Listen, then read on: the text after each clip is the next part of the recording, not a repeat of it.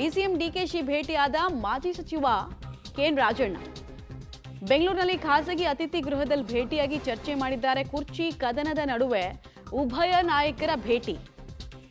DK CM ಆದ್ರೆ ನಾನು ಸಚಿವ ಆಗಲ್ಲ ಅಂತ ರಾಜಣ್ಣ ಹೇಳಿದ್ರು.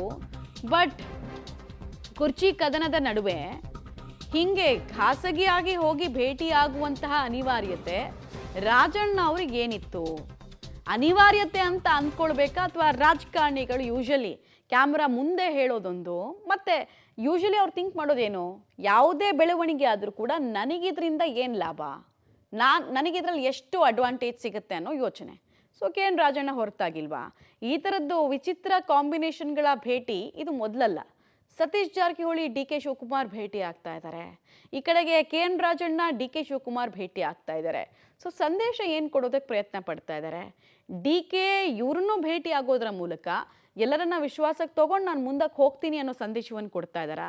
ಅಥವಾ ನಾವು ಹಾದಿ ಸುಗಮ ಮಾಡ್ಕೊಡ್ಬೇಕಂದ್ರೆ ನಮಗೇನು ಲಾಭ ಆಗುತ್ತೆ, ಪುತ್ರನ ರಾಜಕೀಯ ಬೆಳವಣಿಗೆಗೆ ಏನು ಲಾಭ ಆಗುತ್ತೆ ಅನ್ನೋದನ್ನ ನೋಡ್ತಾ ಇದ್ದಾರಾ? ಒಂದು ಕಡೆಗೆ ಕೆ ಎನ್ ರಾಜಣ್ಣ ಹಿಂಗೊಂದು ಭೇಟಿ ಆಗ್ತಿದ್ದಾರೆ, ಇನ್ನೊಂದು ಕಡೆಗೆ ಅವ್ರ ಪುತ್ರ BJP ನಾಯಕರನ್ನು ಭೇಟಿ ಆಗ್ತಿದ್ದಾರೆ.